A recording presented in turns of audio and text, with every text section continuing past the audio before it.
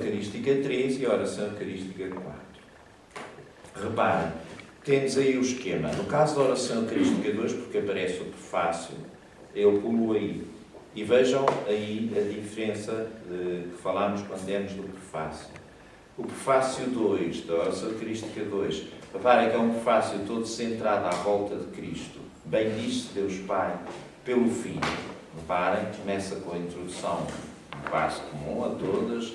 Senhor Pai Santo, Deus eterno e onipotente, é verdadeiramente nosso dever a nossa salvação, dar-vos graças sempre e em toda a parte, por Jesus Cristo, vosso Filho. E depois começa a louvar a Deus por aquilo que o Filho é. Ele é a vossa palavra, por quem tudo criaste. Enviado por vós como Salvador e Redentor, fez-se homem pelo poder do Espírito Santo e nasceu da Virgem Maria. O mistério da encarnação, no fundo.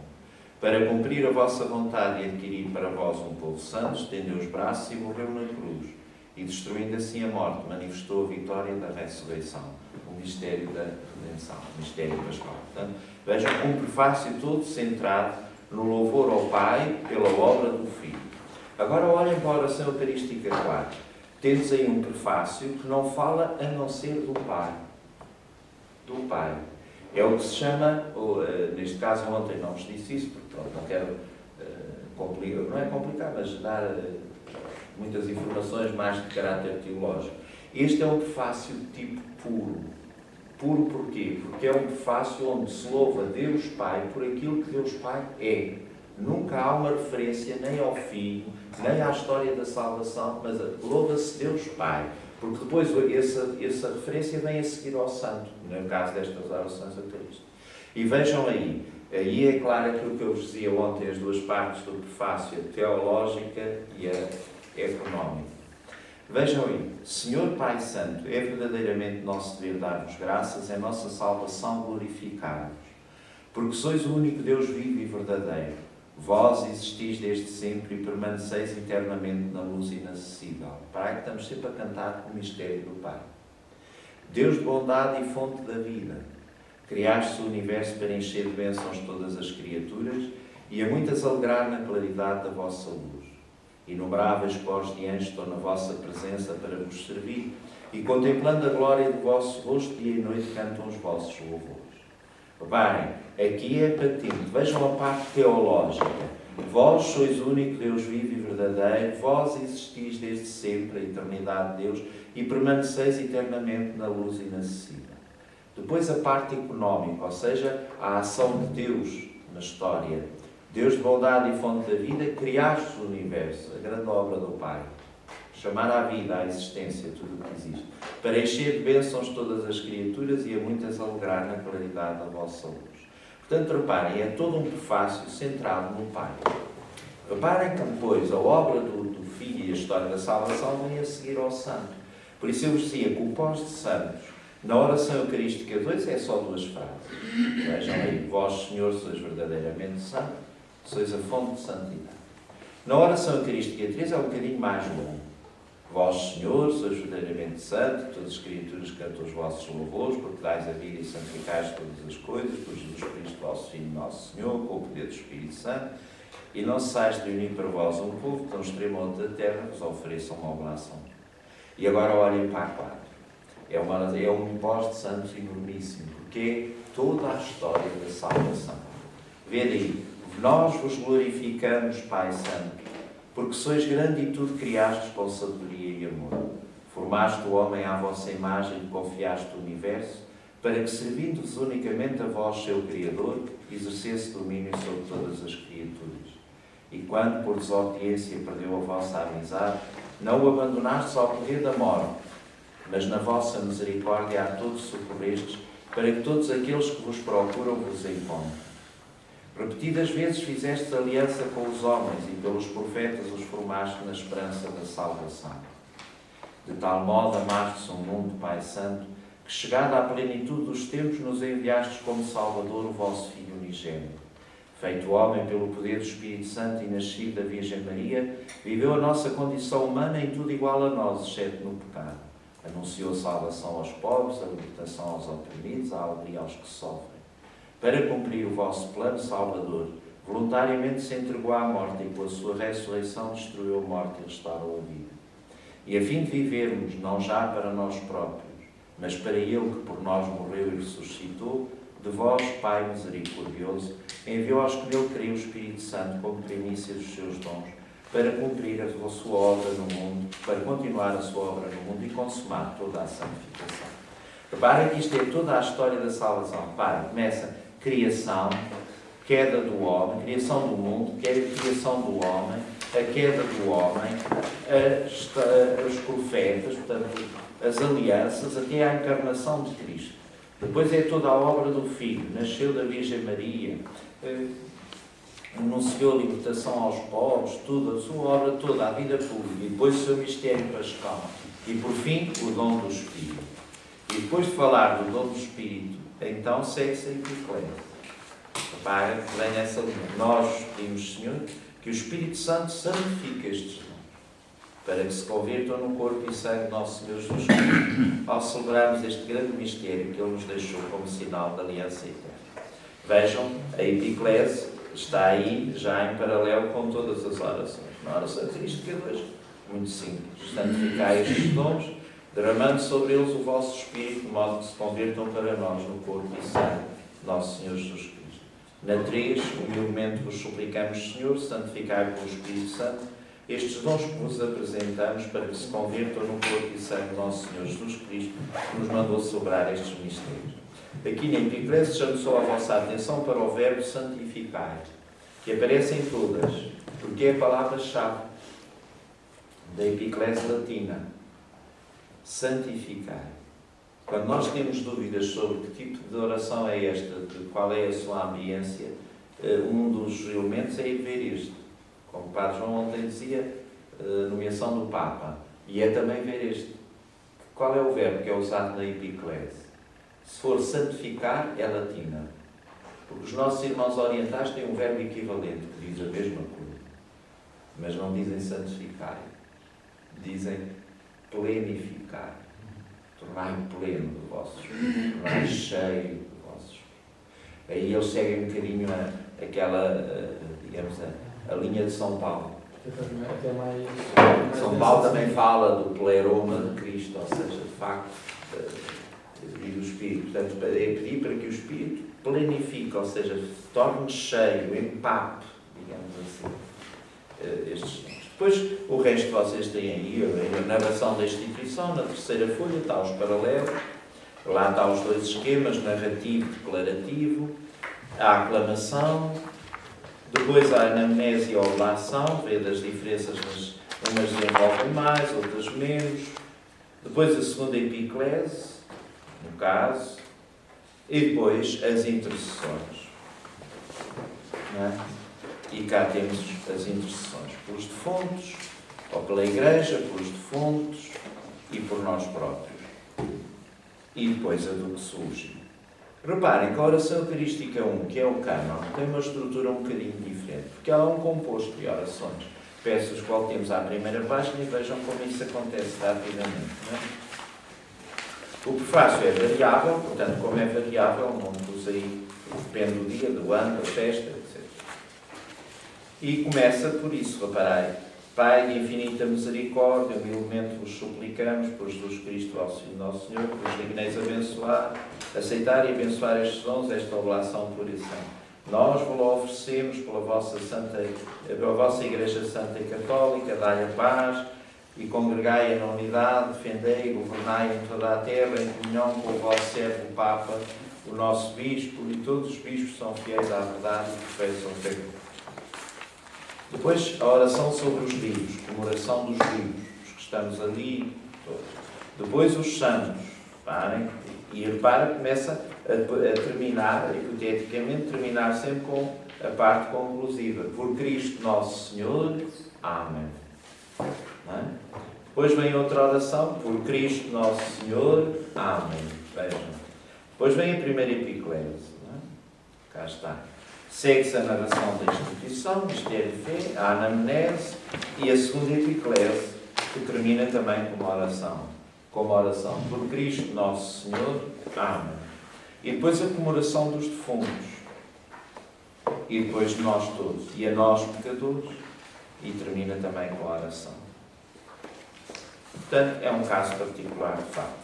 A última folha que eu vos dei é um esquema da oração eucarística, no fundo quer dar a ideia do movimento orante da própria oração. Reparem, o movimento da oração judeu-cristã, o diálogo do prefácio, o hino da adoração, que é o santo. Depois temos a epiclese, que é a invocação sobre os dons, portanto aparece aí em tracejado, mas em V para baixo, portanto seta para baixo, pedir a Deus que envie o seu Espírito.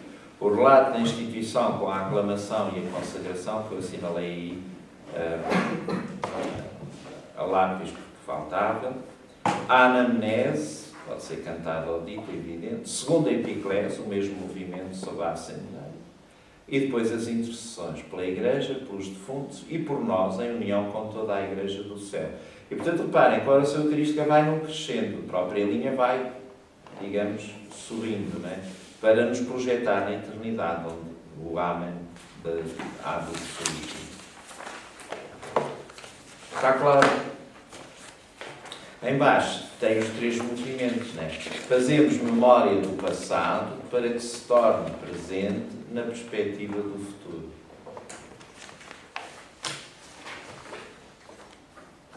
Fiz-me entender? Cá que isto conhecia muito mais coisas, mas pronto, olha. Era só um saborear. Depois um dia pode ser que façamos um curso sobre isto tudo. E vê-las, acima de tudo, bonito é pegar nos outros textos das orações eucarísticas e lê-los. Um texto comparativo e o estudo delas, cá, com as suas nuances históricas e tudo.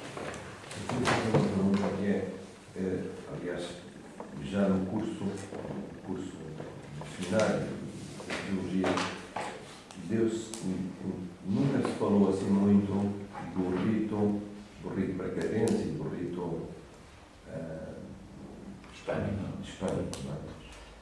em que, digamos, em que tipo de anáfora é que, ou melhor, em que tipo de liturgia? É rito romano com variante? Ou é rito romano. O rito bracarense é um bocadinho, é um diálogo de... Ainda, olha, esta semana li uma recensão de um artigo do padre Joaquim Félix, que é agora o formado em liturgia de Braga.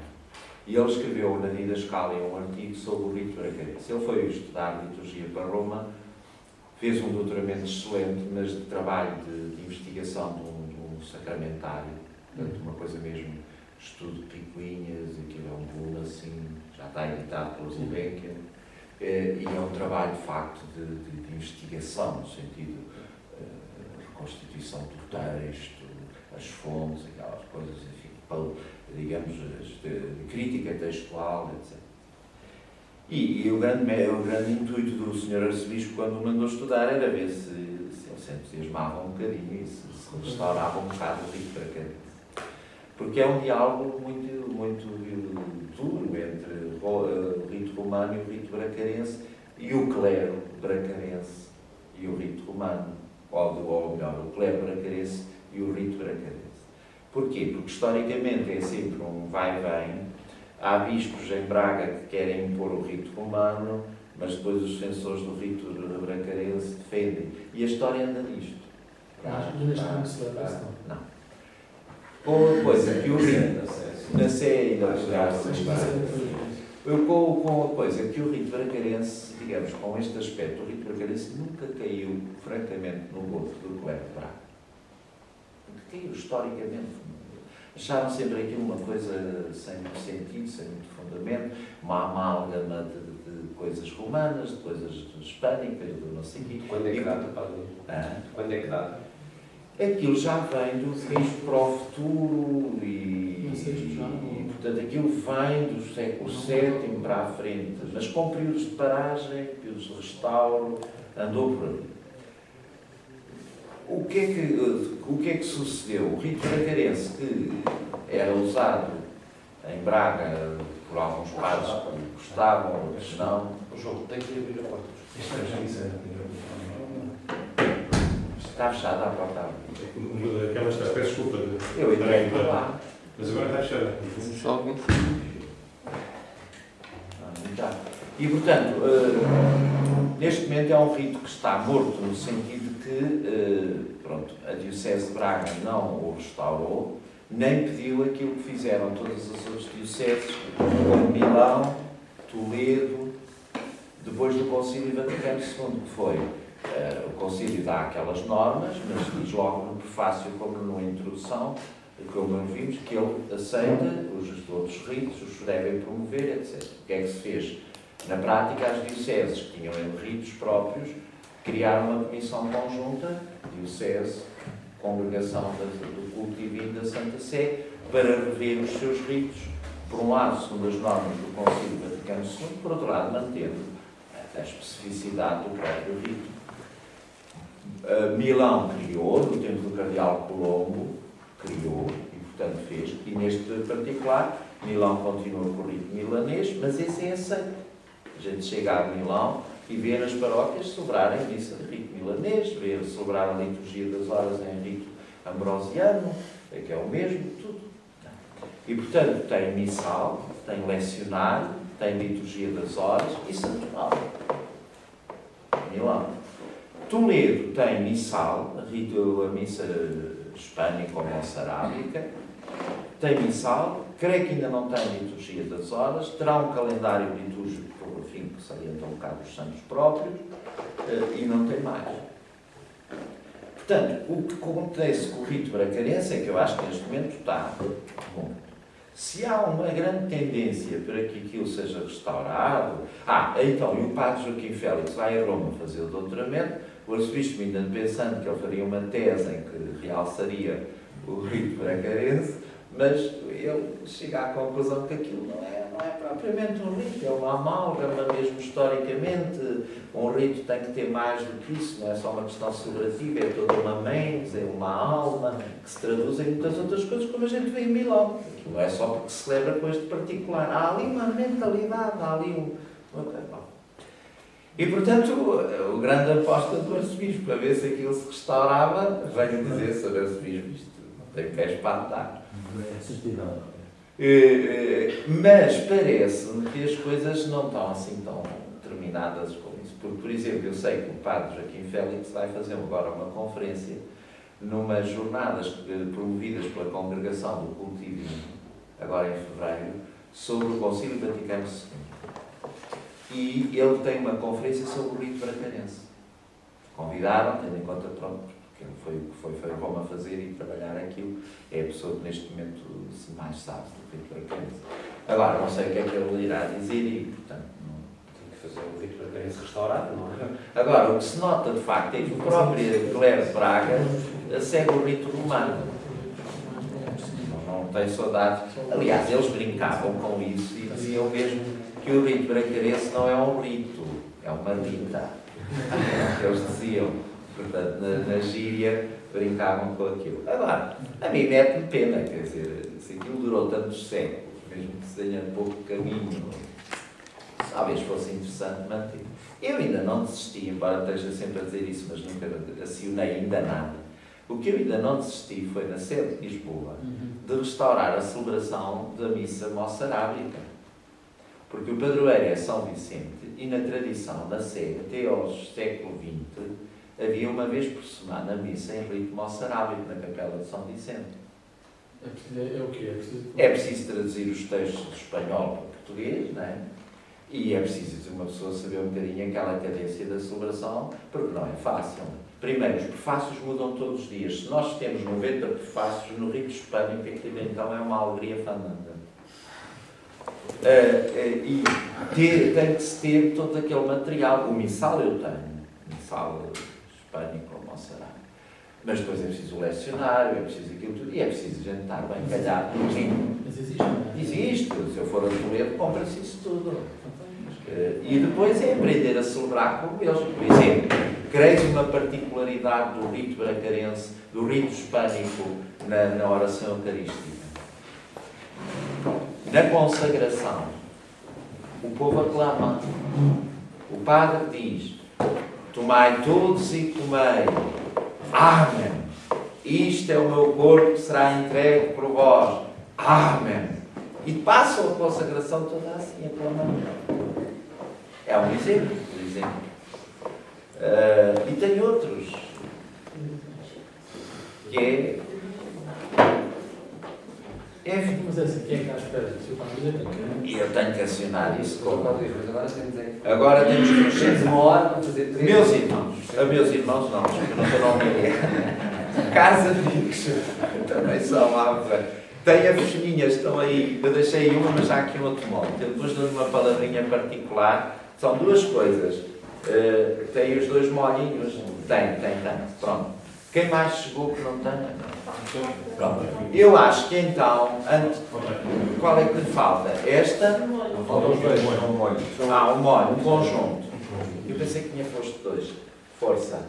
Então vá. Depois dou-vos uma palavrinha sobre isso.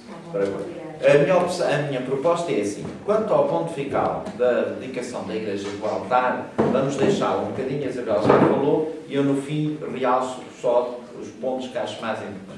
Como tinham pedido um bocadinho sobre o ano litúrgico, eu vou falar-vos do ano litúrgico.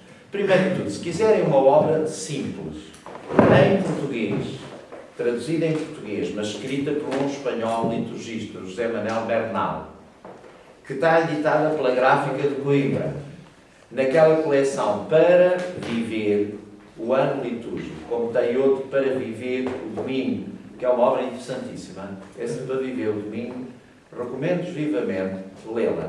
Porquê? Porque faz não só a história do domingo, os contributos dos diferentes épocas, e depois tem, no fim, tem 2 capítulos interessantes.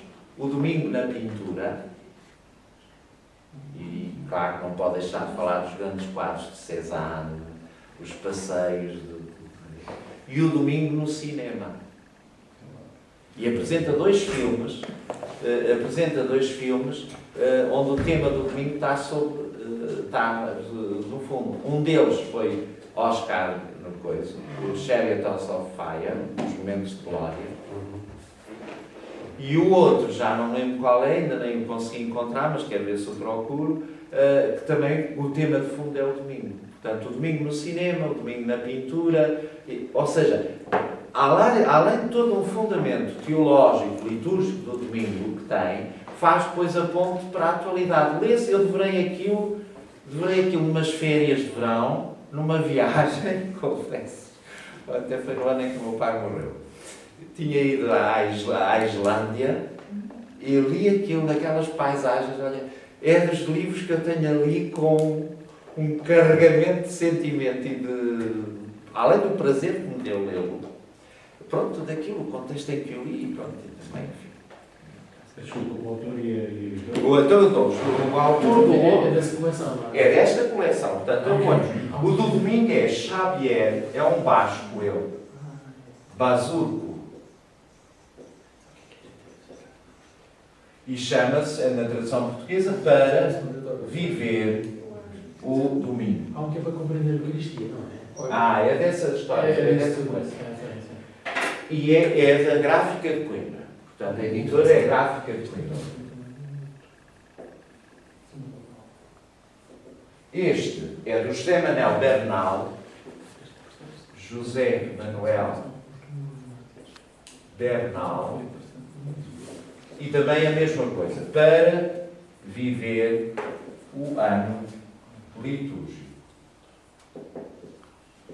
E também da Gráfica de Coimbra.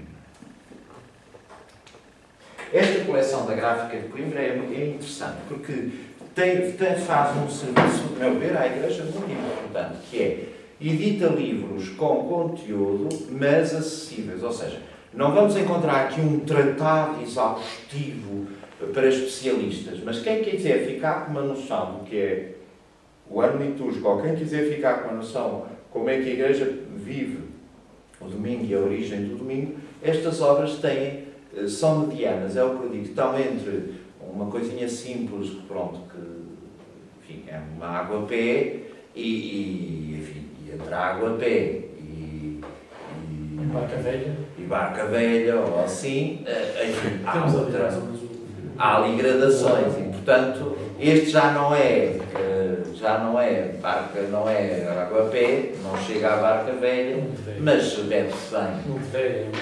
Essa agora fez-me lembrar, Só para terminar e depois entramos lá. No colégio português, quando eu lá estive a estudar, o Pedro foi lá umas vezes, não sei se lembra. No colégio português em Roma, Sim. quando eu lá estava a fazer, quando o Pedro esteve lá um mês ou dois a trabalhar. Tive mais. Pois.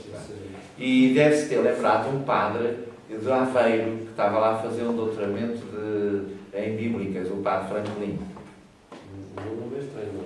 Sim, um tipo muito bem disposto. Passava tormentos a comer, porque aquela comida para ele não coisa. O vinho, então, para ele era aquele vinho do colégio, de facto, era assim, uma coisa. Isso eu bebi. Uma vez estava lá o Sr. Dom António Ribeiro, tinha lá ido a uma das comissões da Santa Sé, e estavam à mesa da presidência, e o padre Franklin deve ter pensado: esta é a altura ideal para eu fazer sentir ao Sr. Reitor que tem que mudar de vinho. E eu já lhe tinha dito várias vezes: ao Sr. Reitor, este vinho, e era sempre vinho branco, tão bom, quando vinha da adega tinha que ser posto logo no frio. E então, aquilo era tal maneira. E então estávamos à mesa, estava o Sr. Patriarca, o Reitor, estava eu concretamente, porque era o Sr. Patriarca, então fazíamos sempre questões de Lisboa, de estar à mesa com ele, podíamos não estar sempre os dois, mas um estava sempre com ele. E depois estavam outros padres que estavam lá a estudar. E o padre Franklin, assim, a mesa era comprida, o Sr. Patriarca ao meio, dois de cada lado, três da frente, dois de lá, e o Franklin daquele lado, e vira-se o Franklin a média voz, e para o Reitor: ó Sr. Reitor, este vinho nem chega ao decanado, porque já deixou de ser água, mas ainda não chegou a vinho. Aquilo, assim, claro, o Sr. Dom António sorriu assim, o Reitor muito atrapalhado, e eu peguei na altura e disse: à altura de levantar os pratos da sopa. Mas aquilo saiu assim com aquele tom. E então agora entre a água, a pé e a barca velha, eu te lembro dessa história. Bom, vamos ao ano litúrgico. Primeiro que tudo, como introdução, enfim, isto merecia muito mais coisas, mas temos que simplificar. Não nos podemos esquecer que Deus fez do tempo o lugar da sua revelação. Deus disse no tempo, Deus revelou-se no tempo, Deus manifestou-se aos homens no tempo. Quer dizer que o tempo, enquanto dimensão da nossa existência, foi o lugar onde Deus quis dizer-se, manifestar-se. Ao ponto que a encarnação de Jesus Cristo é a expressão máxima desse dizer-se no tempo, fazer do tempo o lugar da sua manifestação. E a nossa vida de humanos decorre em duas grandes dimensões que já Kant falava disso. Nós vivemos no tempo e no espaço. As duas grandes, como Kant diz, formas a priori da sensibilidade, isto é, as duas grandes vertentes, digamos assim, como que pré-requisitos da condição humana, é que todos nós vivemos num tempo e todos nós vivemos num espaço. O nosso próprio corpo ocupa um espaço, é um espaço. E, portanto, a vida do homem toda ela decorre no tempo. Claro que o tempo é uma realidade extremamente difícil de definir. Primeiro, e a expressão melhor desta perplexidade, é aquilo que Santo Agostinho diz nas Confissões. Se me perguntarem o que é o tempo, eu não sei dizer, mas eu sei o que é o tempo. Neste aspecto, sei e percebo que o tempo faz parte da nossa condição. Mas se me perguntarem para definir o que é o tempo, porquê? Porque ao limite o tempo não é uma realidade. Santo Agostinho diz isso. Diz a dado momento: o tempo passado já não é. O tempo futuro ainda não é. E o tempo presente, quando digo deixou de ser, porque já passou para o momento seguinte. Todavia, estou só a dar assim muitos tópicos muito ligeiros, todavia nós vivemos no tempo e não nos entendemos fora do tempo. Reparem que a humanidade, enquanto não teve a noção do tempo, não fez história. Só começou a construir história, ao ter a noção do seu passado, a noção da sua vida, quando têm a noção do tempo. Reparem que as tribos, a mentalidade mítica, não fazem a história da sua tribo. Vivem a história do mito. Outra coisa. Os portugueses não têm a noção do tempo. E, portanto, o homem começa a construir história quando tem a noção do tempo e entra na racionalidade. No fundo, é isto. Vejam que nós aprendemos todos na história que o pai da história foi Heródoto. E Heródoto é um historiador grego, enfim, já não é dos primeiros tempos, longe disso. Por outro lado, a prova da importância do tempo para nós é perceber que quando nós perdemos a noção do tempo, perdemos-nos na própria vida. Reparem que uma pessoa que perde a noção de tempo é uma pessoa que não se sabe orientar. Nós dizemos que já está. Não sabe a quantas anos. Reparem, nós hoje então temos essa noção muito grande. Por exemplo, as pessoas de Alzheimer, não são. As pessoas que perdem a noção do tempo, em que já não conseguem distinguir passado, presente, futuro e tudo é caótico. Tudo isto para dizer o seguinte. A nossa vida decorre no tempo. Cristo fez do tempo e da sua vida na Terra, assumiu o tempo e o espaço como coordenadas da sua vida enquanto homem, mas ao mesmo tempo enquanto imagem de Deus invisível, como diz a carta de São Paulo aos Colossenses, no hino. Ele é a imagem de Deus invisível. Quer dizer que Jesus, na sua encarnação histórica, onde está o tempo, onde está o espaço, é a revelação definitiva do Pai. E a nossa vida decorre no tempo. Nós não nos conseguimos perceber, orientar, programar, viver, se perdemos a noção do tempo.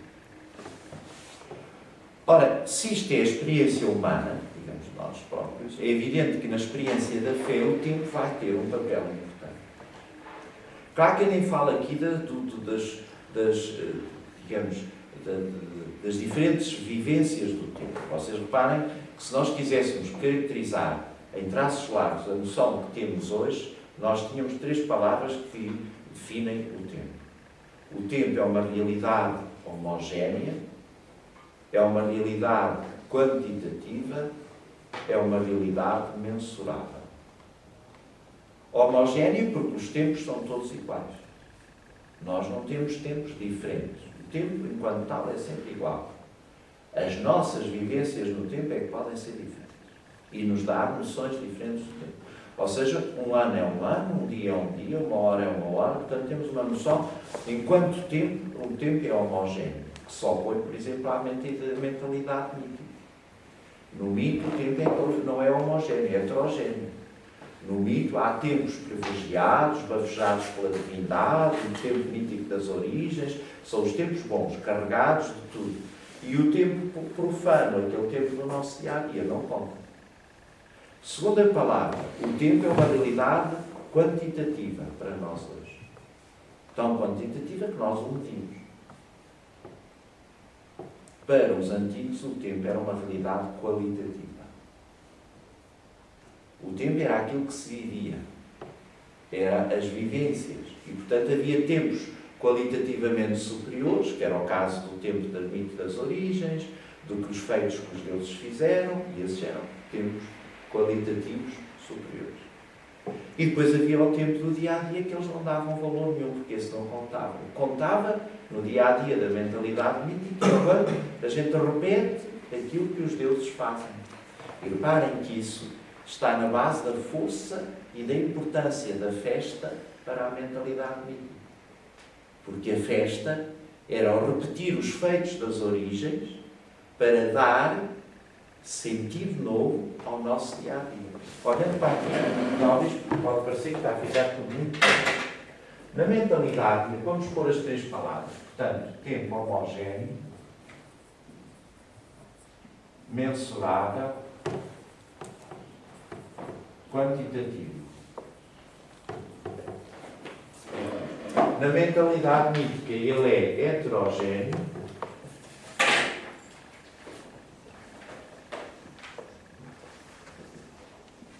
imensurável e qualitativo. Reparem, no mito, o tempo é heterogéneo porque o tempo não é todo igual. Há tempos qualitativamente superiores. É o tempo das origens, por exemplo, em que os deuses fizeram, criaram, chamaram à existência. É o tempo dos deuses. E esse é que é o tempo com sentido. O nosso dia-a-dia não faz sentido. E, portanto, como não faz sentido, eles não fazem história. O nosso dia-a-dia só tem sentido quando o meu dia-a-dia é uma repetição do tempo das origens ou do tempo do mito. E é por isso que a festa, enquanto realidade da mentalidade mítica, a festa é o momento em que a tribo introduz no seu dia-a-dia as qualidades do tempo mítico. E reparem que na festa mítica, o que é que eles fazem? Repetem os diferentes mitos. Ou os mitos das origens, ou os mitos da criação de qualquer coisa, ou os mitos ligados à vida dos deuses. Ou seja, a festa é a repetição do que os deuses fizeram nas origens, ou em outros momentos, trazendo para o nosso dia-a-dia as qualidades, digamos, as virtudes deste tempo, para dar sentido ao nosso dia-a-dia. É por isso que as festas da renovação dos ciclos, da natureza, as festas para dar sentido ao espaço, por exemplo. Uma tribo, por exemplo, por questões climatéricas, é obrigada a largar uma terra e ir para outra. A primeira coisa que faz quando chega à nova terra é repetir o mito das origens. Porquê? Porque é repetir o mito das origens para dar sentido a esse novo espaço. Para, no fundo, imprimir a esse novo espaço em que eles vão viver as qualidades, os atributos do tempo, ou melhor, do espaço, quando os deuses criaram. Há um filme que todos nós vimos e que muitas vezes é para nós motivo de riota, mas que nos revela isto tudo. Quem viu aquele filme, Os Deuses Devem Estar Loucos, em que ele passa o filme todo a ver e deitar ao fim do mundo a garrafa da Coca-Cola, porque é um elemento que foi ali introduzido, disturbante e que não podia vir dos deuses, mas das forças malignas. E vocês veem que ele passa um filme todo, com aquelas peripécias todas que nos faz rir, para ir pôr ao fim do mundo a garrafa de Coca-Cola. E quando chega ao fim do mundo, o que é que a gente vê? A gente vê uma grande ribanceira, não é? Mas há mais montes. Só que o espaço com sentido para a tribo, o espaço que os deuses tinham imprimido sentido para a tribo, ia até ali. É por isso que quando uma tribo, por qualquer motivo, se desloca de um lado para o outro, a primeira coisa que faz quando chega ao novo lugar é repetir o mito das origens. Para quê? Para dar sentido ao novo espaço. Para, no fundo, santificar e imprimir a força criadora dos deuses ao novo espaço. Quem diz o espaço diz o tempo. Diz o tempo. É por isso que, então, para eles, o tempo não o tempo é heterogéneo, como o espaço. Há espaços qualitativamente superiores e espaços que não têm. Reparem, o espaço do tótem, o espaço pode ser uma árvore, pode ser uma montanha, pode ser um rio, pode ser uma nascente. Se está carregada de divindade, é um espaço qualitativamente superior. Reparem que nós ainda temos alguma reminiscência disso, por exemplo, nas descrições dos Gênesis com Moisés. Quando Deus diz a Moisés, descalça-te, porque o espaço que pisas é sagrado, tem a ver com este sentido, que há espaços onde há uma concentração do sagrado, do divino, que, portanto, são qualitativamente superiores. E há espaços que não têm sentido.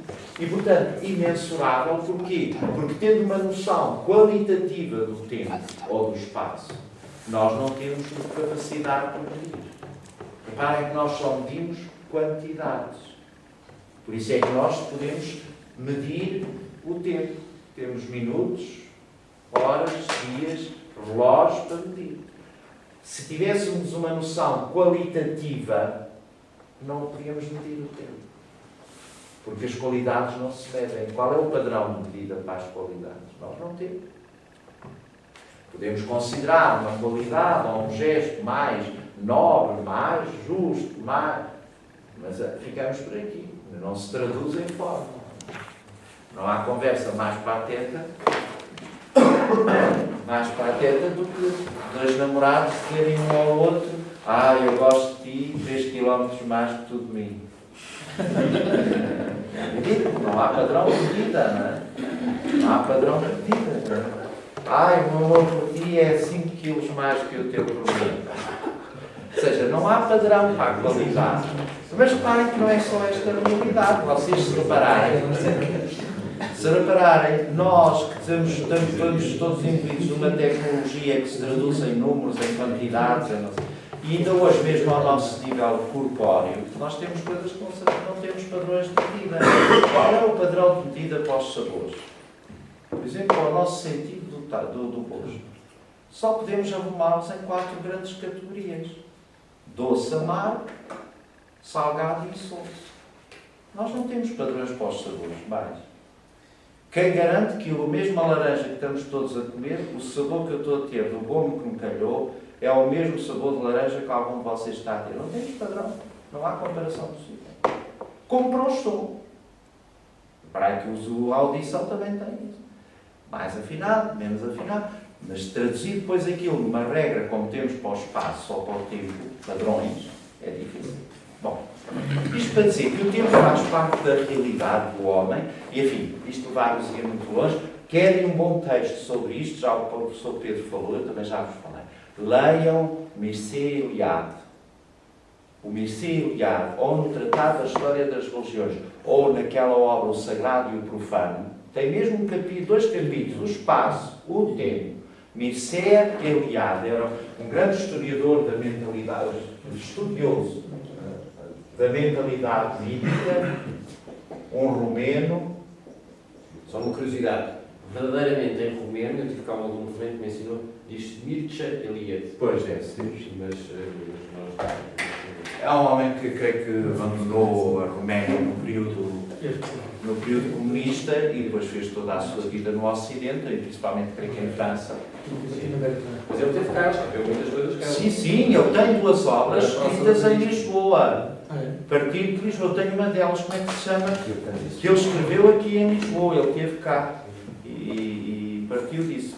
E eu, como vos digo, estas obras dele, o Sagrado e o Profano, eu creio que está traduzido pela Presença, ou os livros do Brasil. Uma capa de tem uma coisa. E a Tratado das Histórias hoje, e depois, se quiserem aprofundar mais este tipo de mentalidade, tem coisas disso. O mito do eterno retorno também é dele, aspectos do mito.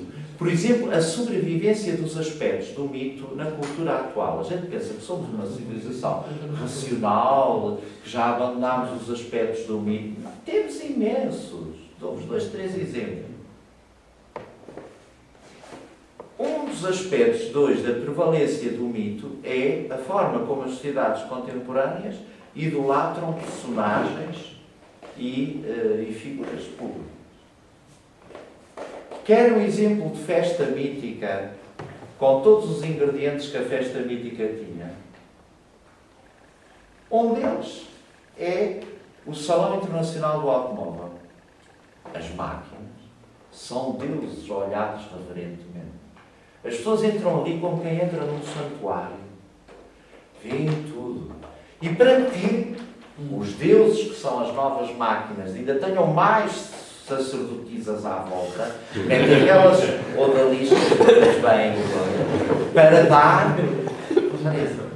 Exemplo outro da festa mítica é um bocado os concertos, há certo tipo de concertos só. Vejam como o investimento que há hoje, por exemplo, nesses concertos, na parte lúdica, de espetáculo, de efeitos especiais, etc, etc. O Deus entra e tudo aquilo, a catarse, todas as dimensões da catarse, da projeção psicológica, de tudo está ali presente. Mas são os ídolos, não é? Sim, os ídolos. Mas chamam-nos mesmo os ídolos e são vistos como ídolos. Claro. Eu sou capaz de fazer tudo para estar... Claro! Montam tenda uma semana antes, para poder ser os primeiros a entrar, para ficar na fila da frente. Vejam, comecem a analisar. Esse livro, Os Aspectos do Mito, tem um capítulo mesmo sobre isso. A permanência dos aspectos do mito, mesmo numa cultura racional. Como, por exemplo, o fascínio das sociedades secretas hoje. De sermos iniciados, de termos acesso a revelações que os outros não têm. Portanto, a gente vai para os Rosa Cruz, ou vai para a maçonaria, ou vai para o não sei quê, ou vai para o não sei quê. Tudo isso. Isto leiam aspectos do mito, mito do eterno touro, sagrado e profano, tratado da história das religiões. Tem-me aí. Então, depois as edições 70 traduziram ainda muito mais, aqueles livrinhos de capa preta e branca. É mesmo comprar determinadas coisas por causa de sorte. Claro, sim. A cor. O amuleto este e ano tudo. é da sorte. Reparem que esta tentação é tão grande que ainda esta semana, na liturgia, nós líamos um texto onde era patente as duas atitudes. Na terça-feira, os seus padres que celebraram, vinha aquele episódio do povo de Deus, né, no tempo de Elias, do profeta Samuel, que está a ser combatido pelos filisteus e é vencido pelos filisteus. Então vão buscar a Arca da Aliança, pensando que tendo a Arca da Aliança no meio deles, que eles vão. E o interessante é que quem faz o verdadeiro ato de fé são os filisteus. Que quando veem que os judeus levam a Arca da Aliança para o meio deles, dizem: credo, agora tem lá o Deus deles que fez isto e aquilo e aquilo outro, correu com os egípcios e matou-os, agora nós estamos perdidos. Portanto, são os filisteus que têm o verdadeiro ato de fé, porque os judeus tinham uma concepção mágica, que era manipular o sagrado, trazer para aqui a Arca e termos a vidinha feita. Claro que levaram perdoada, foram vencidos respeitosos. E em comparação com isso, tínhamos o Evangelho do dia, que era o leproso, coitadito, já não tinha mais nada. A única coisa que podia era pôr-se nas mãos de Cristo e chegar a Jesus e só diz: se quiseres, podes curar. Não teve com mais argumentos. A diferença entre a fé e a superstição. Ali estava tão patente. E hoje temos muito isso. Várias pessoas andam com aquelas pulseiras dos santinhos, aquilo tudo lá. Não podemos, temos que avançar. Isto lá. Isto fica para depois, para possíveis encontros que a gente faça assim mais informais, para ir no meio destas coisas, já com ar de círculo reflexivo, coisa assim. Na viagem à Terra Santa. Na viagem à Terra Santa também se pode falar isto. Bom, tendo em conta isto, então, teremos, sendo o tempo o lugar da manifestação de Deus e ao mesmo tempo o lugar da vida do homem, é evidente que se Deus se disse no tempo, a Igreja começou a perceber que para celebrar a sua fé, ela ia celebrar no tempo. E, portanto, na estruturação do ano litúrgico, nós temos, e para compreender o que é o ano litúrgico, nós não podemos esquecer, a partir de uma coisa, que é o ano litúrgico é uma realidade que se foi formando ao longo dos séculos na vida da Igreja. Jesus não deixou o ano litúrgico montado. Quando subiu ao céu, não nos disse: olha lá, vocês têm que celebrar o Natal a 25 de dezembro. Que é uma coisa que mete impressão, é que nos Evangelhos não temos nenhum momento em que haja referência em que Jesus celebrasse anos. Mas é o dia do Deus Avó. Não é bem, não é bem. Depois lá, chegaremos lá. Não é bem, não é bem. Portanto, o ano litúrgico não é uma realidade que Jesus tivesse deixado estruturada. Longe disso, nem a Páscoa, nem o Natal, nem Quaresma. O ano litúrgico foi-se estruturando. E foi-se estruturando a partir de quê? Da vivência da fé e da celebração da fé da Igreja nascente. É por isso que o primeiro elemento do ano litúrgico, historicamente, que aparece é o domingo. A Igreja só começou a celebrar a Páscoa de uma maneira solene, anualmente, em meados do século II. E o Natal só começa a ser celebrado na Igreja pelo século III, IV. O que mostra que o ano litúrgico é uma realidade que se foi estruturando a partir do núcleo central. E então aí sim nós percebemos qual é o núcleo central. Voltamos ao mesmo. O núcleo central é o mistério pascal de Cristo, que a Igreja celebrava cada vez que celebrava a Eucaristia.